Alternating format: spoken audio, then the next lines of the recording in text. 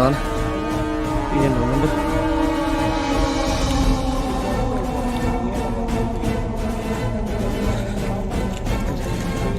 ये मस्जिद तैयबा मरकज उमर करा के अंदर।